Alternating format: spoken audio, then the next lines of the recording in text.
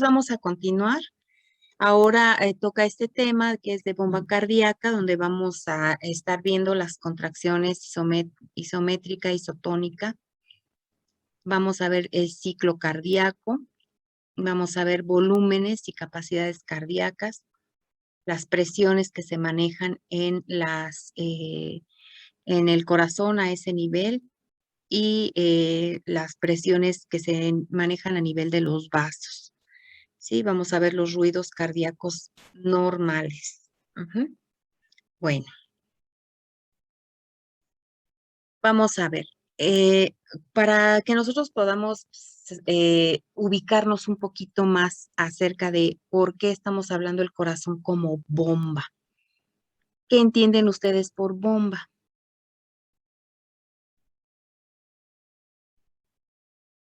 ¿Qué es una bomba? No de las yucatecas. Algo que bombea. ¿No se le entendió? Algo que bombea. Pues sí, algo que bombea. Ok. ¿Expulsa algo? Sí, pues como las famosas bombas que tienen en casa algunos, ¿no? Para subir el agua, para bombear agua. Bueno, ok. Aquí, el corazón está considerado como un mecanismo parecido.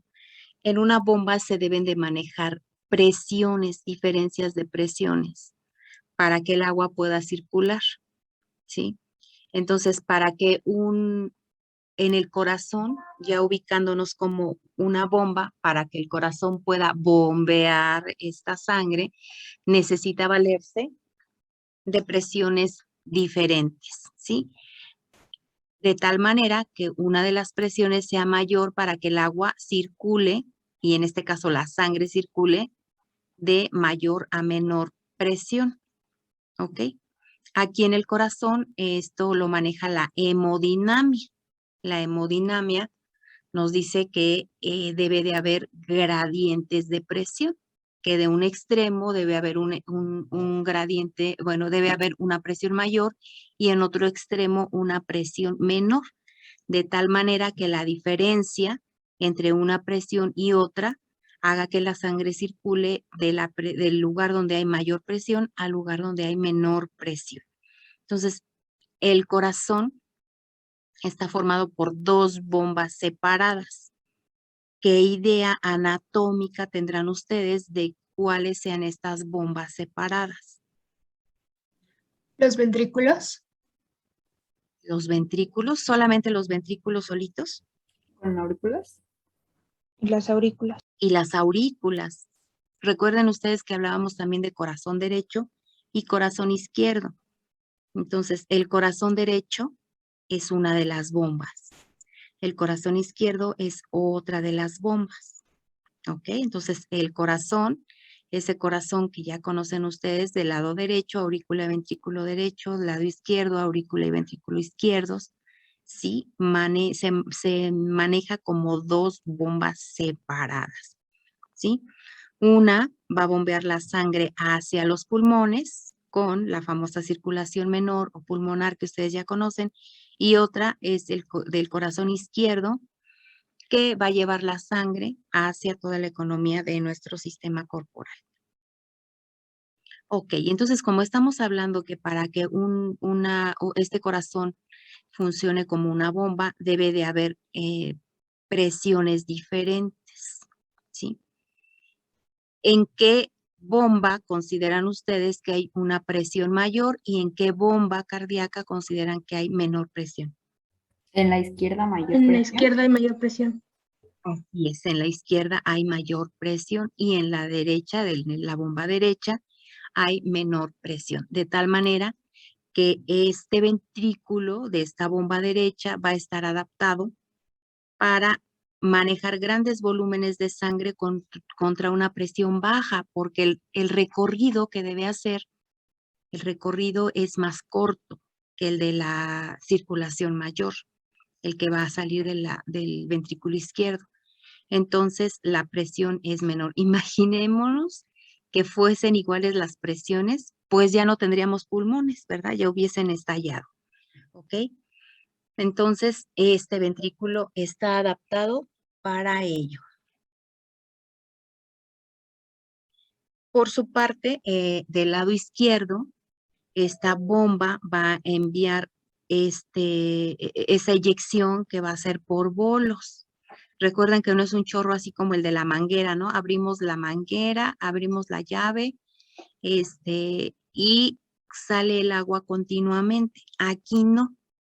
Esto es en bolos. Por eso le decimos cuando tomamos el famoso pulso, cada oleada, cada pulso es un bolo que está circulando por ese espacio en ese momento. ¿Ok? Entonces, esta bomba izquierda va a enviar por bolos esta sangre, pero recuerden que tiene resistencias periféricas muy altas, que están dadas por qué vasos. ¿Qué vasos nos dan las resistencias periféricas?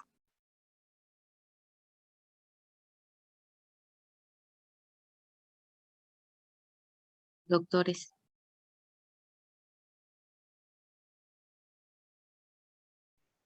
Vasos que nos dan las resistencias periféricas. Las arterias. ¿No?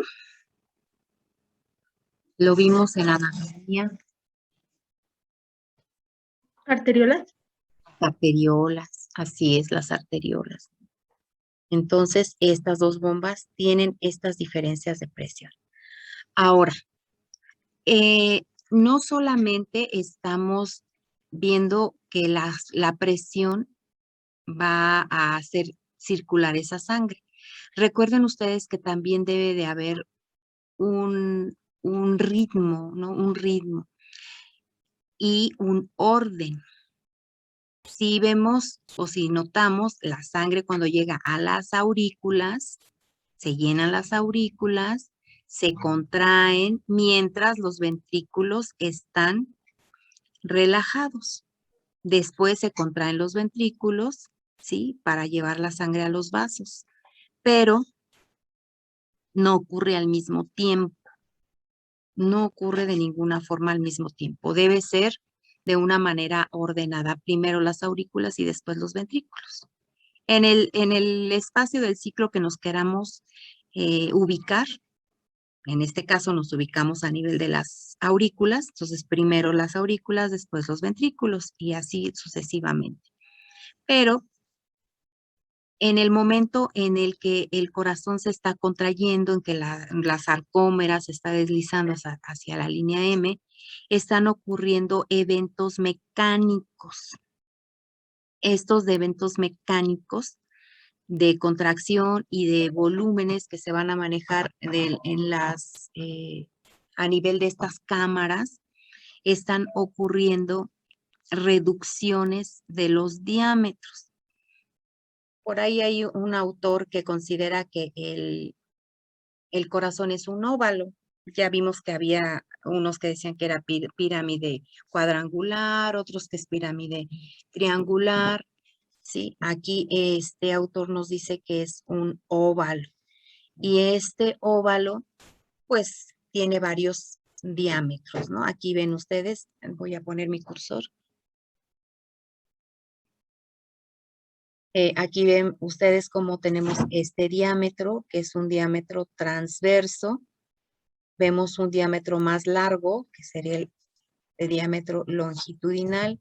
Y vemos uno que es anteroposterior, ¿sí? Anteroposterior, posterior-anterior. Entonces, estos tres diámetros van a cambiar de tamaños, de tal manera que cuando el ventrículo izquierdo se contrae, va a reducir su diámetro transverso como una bomba de alta presión. Entonces, en el momento en el que reduce esos diámetros, las cavidades también reducen sus espacios, generando estos cambios de presión para que la sangre pueda salir, esa sangre que ya vino de las aurículas pueda ser expulsada, ¿sí? Va a tener un acortamiento menor desde la punta hacia la base. Entonces aquí nos da un parámetro bien importante. Se llenan los ventrículos y la contracción inicia en la punta, en el ápex. Ahí se empieza a contraer de los ventrículos hacia las bases, ¿sí? De tal manera que se va formando esta presión, va aumentando para que pueda salir por los grandes vasos. Entonces nos dice aquí proporciona energía para el flujo sanguíneo en la circulación general, donde presión y resistencia son muy elevadas. ¿Ok? Entonces, en el momento en el que el ventrículo izquierdo se contrae, tiene que vencer esas resistencias periféricas que son elevadas, generando una presión elevada también. ¿De dónde? Pues de esa fuerza de contráctil que viene desde la punta, desde el ápex hacia las bases, ¿ok? Para que pueda salir por los grandes vasos. Entonces, vemos aquí que se van a manejar estas diferencias de presión. Cuando hay una presión mayor en los ventrículos, debe de haber una. ¿Cómo consideran ustedes que debe ser la presión en las aurículas? Menor.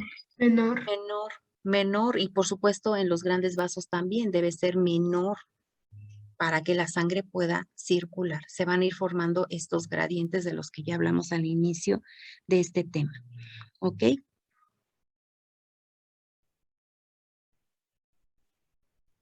Bueno, las aurículas también van a funcionar pues como bombitas, ¿no? Todas las cámaras como estas bombas. Y nos dice la literatura que se manejan o que funcionan más bien como unas bombas cebadoras. Cebadoras, ¿qué será eso? ¿Alguien tiene alguna idea? Bomba cebadora.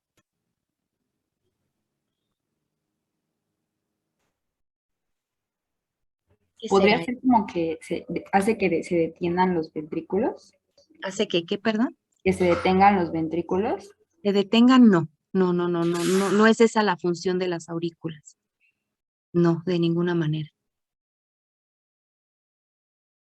A ver, Cruz va esa. Adelante, doctor. Pues sería como que van a evitar que la sangre se regrese por los conductos en los que vino, ¿no? Esa sería una función, pero de las válvulas. De las válvulas. Las válvulas hacen que la sangre circule en una sola dirección. Y en el momento que se cierran herméticamente, pues impiden el paso de regreso de la sangre. Aquí, hablando de la aurícula como bomba cebadora, es que va a nutrir de sangre, va a mandar sangre hacia los ventrículos.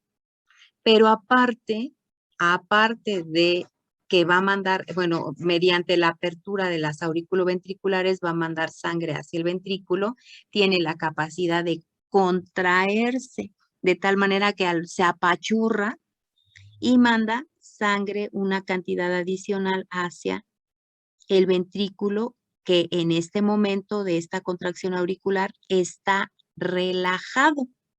De tal forma, doctores, que las aurículas también tienen sístole y diástole. La sístole es la contracción, la diástole es la relajación. Entonces, bajo estos términos, si estamos hablando de sístole auricular, en ese momento estamos hablando de diástole ventricular, relajación ventricular. ¿Ok?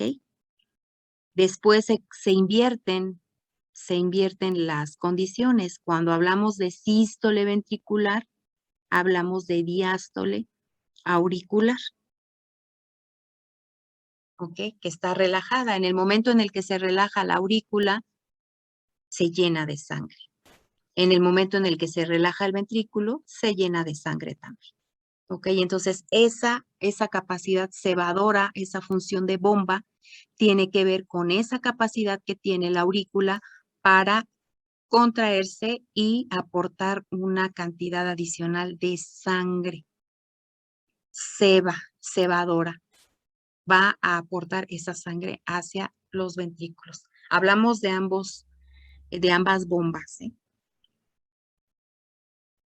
Entonces, esto es lo que acabo de decir ahorita. Ven ustedes aquí cómo está apachurrado el ventrículo, está apachurrado, se está contrayendo, ¿sí? Cuando esta cavidad ventricular se contrae, expulsa el contenido a través de los grandes vasos, dependiendo del ventrículo que sea. Derecho, pues ya sabemos, hacia la circulación pulmonar, e izquierdo hacia la circulación sistémica. Entonces, las aurículas en ese momento, pues se llenan por sus vasos venosos. ¿Ok? Es lo que ya acabamos de decir. Vean ustedes aquí.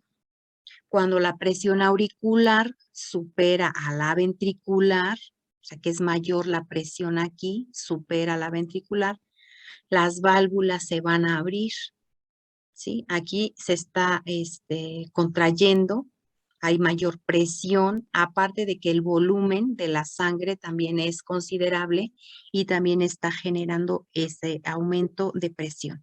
Entonces aquí ya acabo de mencionar movimientos, eventos mecánicos, ¿sí? Que nos van a dar gradientes de presión, pero también nos van a dar volúmenes. Cuando los ventrículos están en diástole, los volúmenes que se están manejando aquí van a ir cambiando, ¿sí? De tal manera que cuando están a punto de la sístole, esos volúmenes van a ser mayores. Vean ustedes aquí, por ejemplo, se empiezan a llenar, están empezando a llenarse, la mayor parte de los ventrículos está vacía.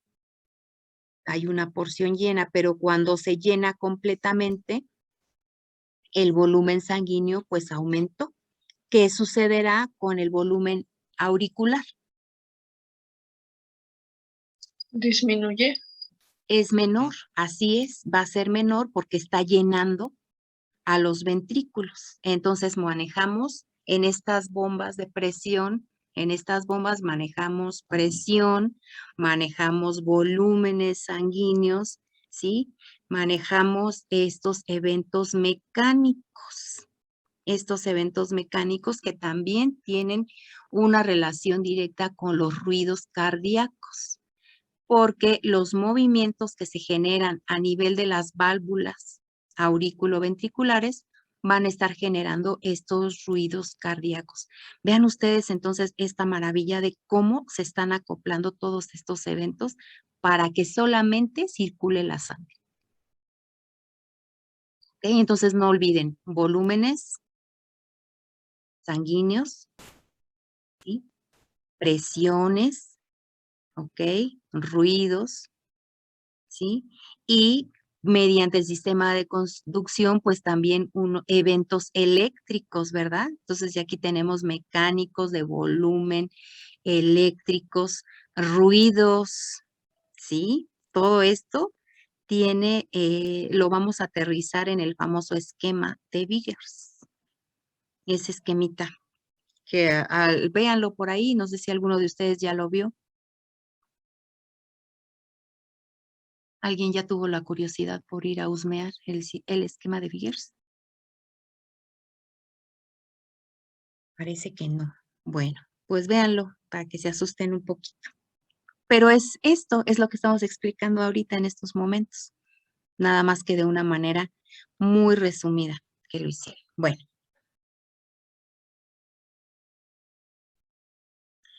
Entonces aquí vamos a ver variables de la contracción, tono y longitud muscular. Ok, bueno. Para que podamos entender nosotros estas famosas contracciones isotónicas, isométricas, tenemos que saber que hay variables a considerar. En este caso vamos a ver lo que es el tono. Por favor, léanos aquí. ¿El tono qué es? El tono muscular.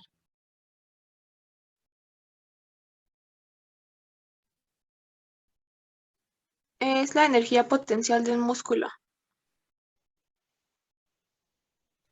El grado de dureza por levantar cierto peso y ligera contracción que limita la elasticidad muscular y ofrece resistencia al movimiento pasivo. Ok. Todos ustedes que están ahorita sentaditos ahí en su, eso quiero creer, ¿eh? Que están sentaditos en su escritorio, en su mesita, donde ustedes toman sus clases, o tal vez estén recostados en su sillón o en su cama. Tal vez, no estoy segura. El que está acostadito en su camita o en su sillón, podríamos decir que está relajado. Los que estamos sentados hacia un escritorio o hacia alguna mesa, tendremos la misma relajación que el que está acostadito, ¿o no? No, No. No, ¿Quién estará más relajado? el que está acostado. el El que acostado. está- exacto, el que está acostadito, ok. Oyendo su clase, muy bien.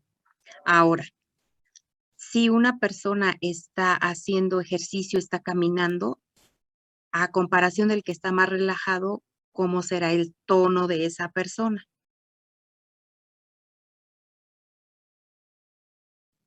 Más El tono muscular.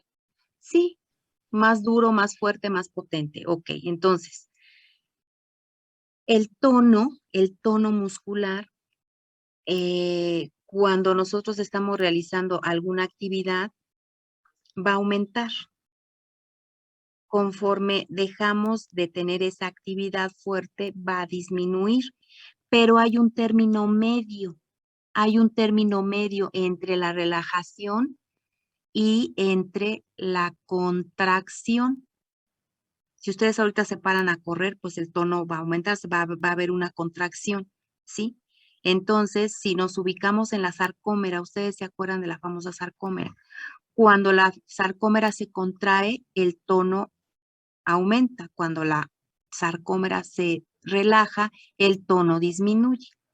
De tal manera que cuando nosotros estamos en un término medio, sin tener contracción y sin tener una relajación, es a lo que nosotros vamos a llamar tono muscular, ¿sí? La flacidez es una ausencia de tono,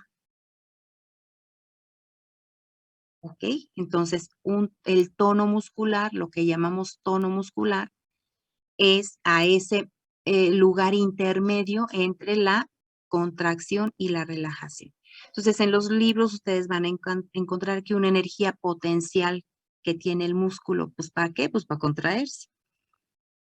Un grado de dureza, ¿sí? Yo le digo, es como estar en sus marcas listos fuera y contraerse, ¿no? Es una ligera contracción, o sea, un término medio que limita la elasticidad muscular y ofrece resistencia al movimiento pasivo. Una persona que está completamente relajada, en atonía, sin tono muscular, en atonía, ¿sí? No tiene esa resistencia al movimiento pasivo. Entonces, no sé si quedó claro bien esto del tono.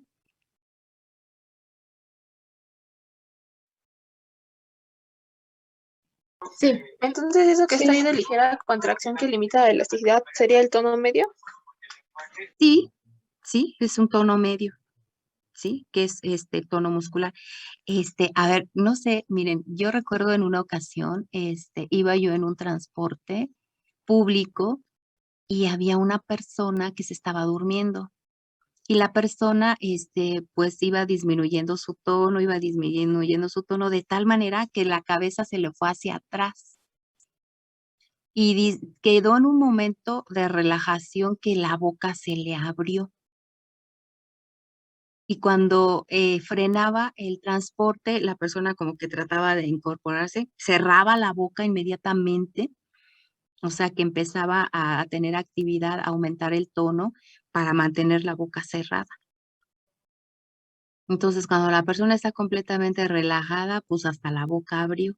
Cuando me bajé, una de mis compañeras le puso un cono un cono en la boca porque iba completamente relajada la persona. Ya nada más alcanzamos a escuchar las risas generalizadas de esas travesuras y de mal gusto.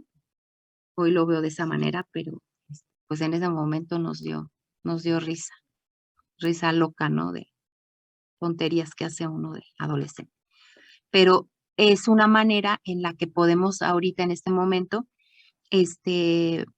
hacer esta discriminación entre lo que es relajado, contraído y el tono medio. Entonces, cuando vas sentadito con tu boquita cerrada, ¿sí? Que no vas incluso masticando ni nada, pues tienes un tono medio. Ahora, esta es una de las variables. La otra variable es la medida. ¿Qué es una medida?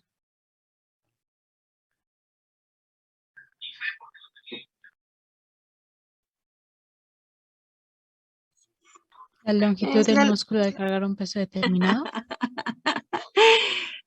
Sí, en este caso, pues que estamos hablando de la fibra muscular, pues es la longitud que tiene esa fibra, ¿no? Para cargar un peso determinado. Así nos lo refieren los autores. ¿Sí? Entonces, cuando un músculo se relaja, ¿cómo será su medida? Menor. Mayor, ¿no? Relaja. Ajá, mayor. Mayor. Acuérdense de la sarcómera. Y cuando un músculo se contrae, ¿cómo será la medida? Menor. Menor. Menor. Recuerden que incluso hablamos de la sarcómera cuando se contrae, ¿sí? Hasta llega a medir una micra. Y cuando se relaja, cuando se va relajando, de 3 a 4 micras, más de 4 micras, hay atonía. Entonces, a esto se debe, a la longitud que tiene el músculo. Y en los libros nos mencionan que es al cargar un peso determinado.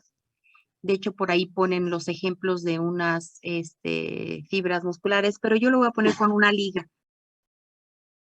Si en una liga nosotros tenemos su tono medio y le cargamos un peso, vamos a poner que le cargaremos un sacapunta. Envolvemos o hacemos un nudito en la liga y le cargamos un sacapunta. ¿Cambiará su longitud? ¿Cambiará la medida?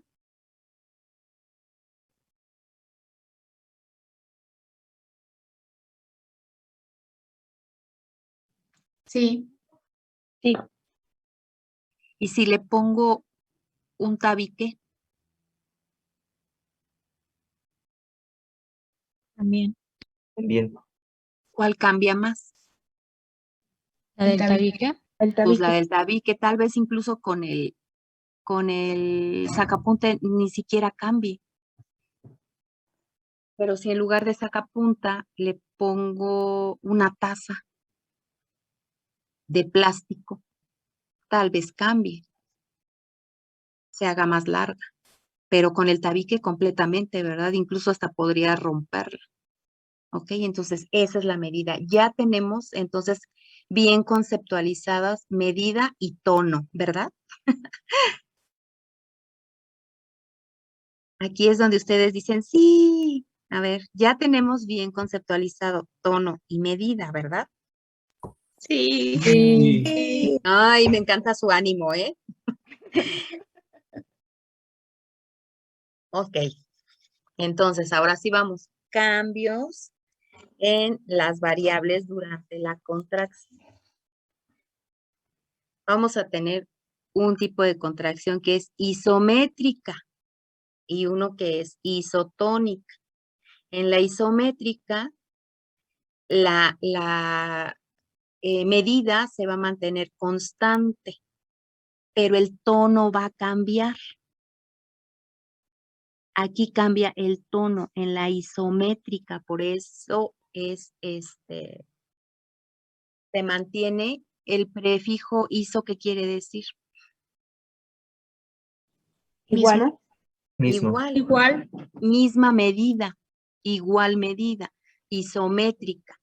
La medida es constante, se mantiene constante, pero el tono va a cambiar, ¿sí? Y esta la podemos ver ahí donde en una fase de sístole. Ahora, en la isotónica, ¿qué se va a mantener igual? El tono. El tono. El tono se mantiene entonces constante, pero la medida sí cambia. La medida va a cambiar. ¿Qué medida? Recuerden ustedes esto que pusimos aquí. Los diámetros del corazón que van a estar generados por estas fibras, que en el momento de contraerse, estas fibras van a cambiar su medida, ¿ok? Estos diámetros van a cambiar. ¿Va? Entonces, estas son las diferencias entre la contracción isométrica y la contracción isotónica. El tono constante y cambia la medida. Isométrica, medida constante y cambia el tono. El tono. ¿Ok?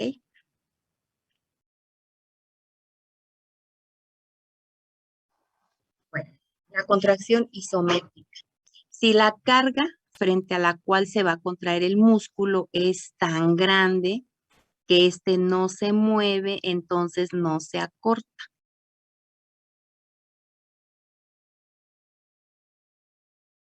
¿Esto qué quiere decir? Bueno, el músculo va a desarrollar tensión, pero va a mantener constante la longitud. Por ejemplo, cuando cargamos una bandeja con agua, incluso hasta temblamos, ¿no? O una cubeta con agua, pero ahí estamos ejerciendo una contracción isométrica, ¿sí? Si nos ponemos con nuestro peso y nuestros bracitos así estirados a tratar de empujar un edificio, estamos en una contracción isométrica. Nunca vamos a mover el edificio, ¿estamos de acuerdo? Pero estamos ejerciendo ahí una contracción isométrica, ¿sí? Donde la medida de nuestros músculos, pues sí se mantiene constante, pero el tono cambia. ¿Ok? Ahora, ¿qué nos interesa saber con estos ejemplos? ¿Qué es lo que sucede en el corazón? Cuando el volumen de sangre está contenido en alguna de las cavidades. Entonces, sí, ubiquémonos a nivel del ventrículo izquierdo. Se llena de sangre, pero llega un momento en el que todavía no se abren las válvulas o la válvula auriculoventricular, que se llama ¿cómo? Ventrículo izquierdo.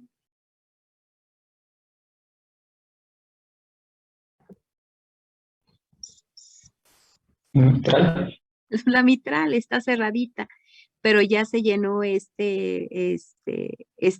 ventrículo está llenito y en ese momento tiene esta capacidad de contener la sangre. No ha cambiado los diámetros, pero está conteniendo la sangre. En el momento en el que estas cavidades están conteniendo la sangre sin que esta sangre salga, la presión está aumentando, ¿sí? Entonces, a esto es a lo que le llamamos contracción isométrica. Ahí está, conteniendo la sangre. El tono, ¿cómo está? Cambiando. Cambiando, el tono ya cambió completamente, pero no el tamaño de la fibra. ¿Ok? Entonces, en ese momento ahí está conteniendo, se está aumentando la presión, para que en el momento que la presión venza a estas valvulitas, en este caso a las válvulas sigmoideas, ¿sí? Manda la sangre con con una buena presión, ¿no? Estamos hablando del ventrículo izquierdo a 120 milímetros de mercurio en promedio. Ahora, con respecto a la isotónica, contracción isotónica.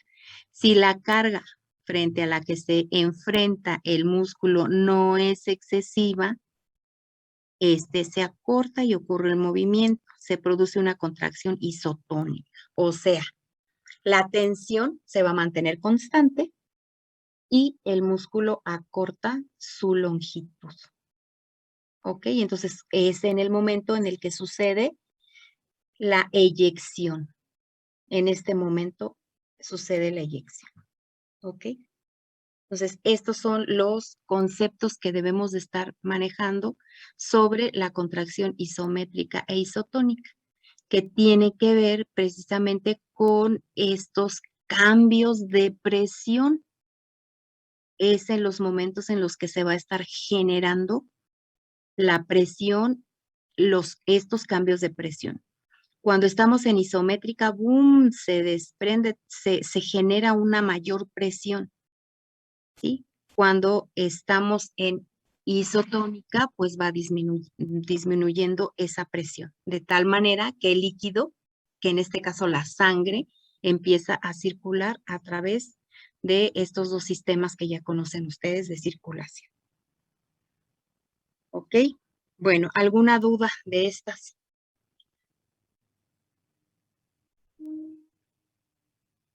No. No. Bueno, vamos a iniciar con ciclo cardíaco. Por ahí me checan el tiempo, por favor.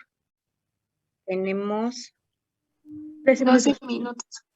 ok, para que puedan también irse a sus clases y me avisan cuando sean 5 minutos, porque luego hablo y no hay quien me pare. ¿Sí? Por favor. Sí. Ok, bueno, entonces vamos a empezar con ciclo cardíaco. ¿Sí? Aquí en el ciclo cardíaco, pues vamos a ver los dos grandes eventos que competen a esto, la sístole y la diástole.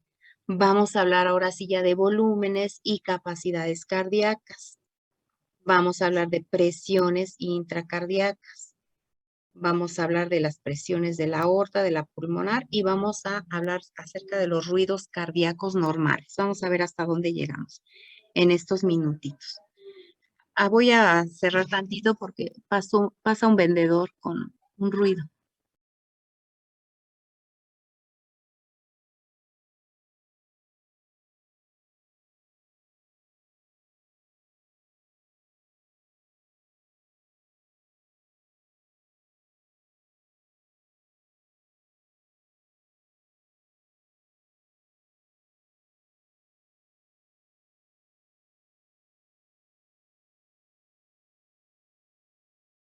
Ay, ya se fue, ya se fue. Ahora sí. Bueno, empecemos. Ciclo cardíaco. ¿Alguien que nos quiera leer, por favor, aquí? Sí, yo. Es el conjunto de fenómenos cardíacos que se producen desde el inicio de un latido cardíaco hasta el inicio del siguiente latido. Ok, y como ustedes ya son aquí bien expertos, señálenme, por favor, en este esquema, un ciclo cardíaco.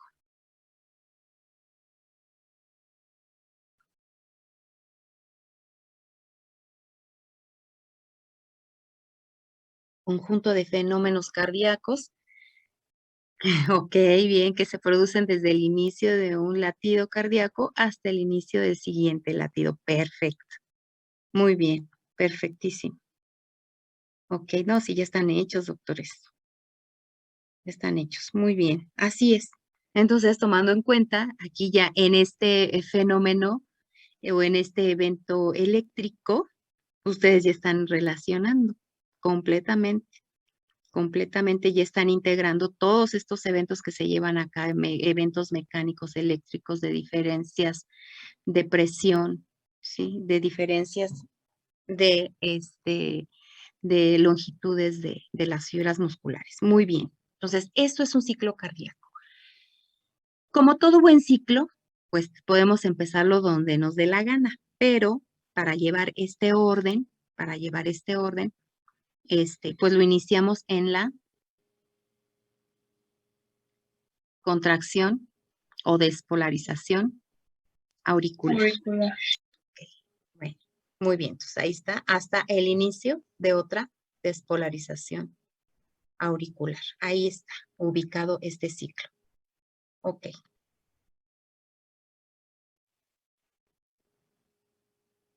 Ahora, en todos los libros ustedes van a encontrar que este ciclo está centrado en los ventrículos, ¿sí? Y principalmente en el ventrículo izquierdo, que es, porque es que está considerado como la principal bomba, ¿ok? Entonces, ahora, ¿qué se estudia en la función ventricular? Las relaciones que va a haber entre presión y tiempo. Fíjense, aquí ya vamos a incluir otras variables. Ustedes ya saben que aquí abajo hay tiempo, ¿verdad? Y que aquí hay, en este eje, Voltaje. voltaje, así es. Pero pues todo esto ocurre en un tiempo determinado. Entonces, ¿qué se le va a estudiar a esta función ventricular?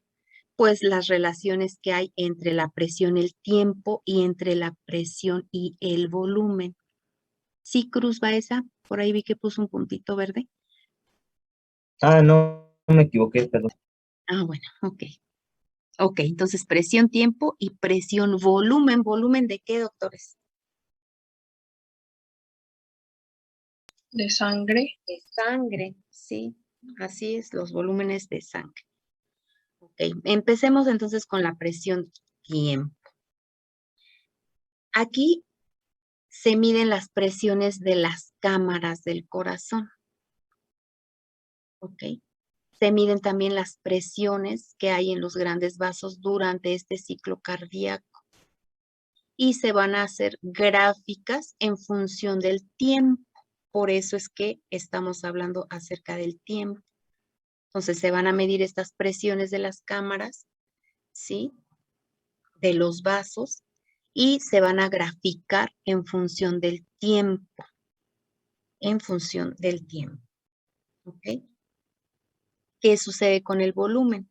Pues aquí este análisis es mediante la presión que se genera en el ciclo cardíaco y se va a graficar en función del volumen. ¿Ok? Acá fue en función del tiempo con esta presión y aquí es esta presión con función del volumen, ¿sí? Durante el ciclo cardíaco. Entonces siempre va a haber variabilidad entre los volúmenes. Durante todo el ciclo cardíaco, estos volúmenes se van a estar modificando de menor a mayor, de mayor a menor, ¿ok? Conforme transcurre el tiempo, las presiones también se van a estar modificando. También se van a estar modificando. Ahora, en el ciclo cardíaco vamos a tener dos grandes fases ya muy conocidas por ustedes, que son la sístole y la diástole. ¿Qué entendemos por sístole? La despolarización. Sí. Ujú, ¿sí? Y luego, esa despolarización que me genera en la fibra cardíaca, Un potencial de acción ¿sí? ¿Para qué? para la contracción del... Exacto, perfectísimo, doctores. Muy bien, muy bien. Y en la diástole, que genera Relajación. una relajación, porque está habiendo una repolarización, ¿verdad? Una recuperación. Así es, muy bien. Ok. Sin embargo, cada una de estas va a tener varias fases o subfases. Estas dos grandes etapas, sístole y diástole, van a tener etapas chiquitas, de tal manera que van a estar incluidas en estas fases. Fase 1, que es un periodo de llenado ventricular. La fase 1 es un periodo de llenado ventricular. ¿Estará en sístole o en diástole? Diástole. Diástole, así es, periodo de llenado ventricular. Fase 2, periodo de contracción isovolumétrica. ¿En qué estará? ¿En sístole o en diástole? Sístole. En sístole. Y si está hablando de una contracción isovolumétrica, ¿qué está sucediendo ahí? El volumen no cambia. Ajá. Pero La presión sí. la presión sí, y gracias a, acuérdense de las variables, tono y medida.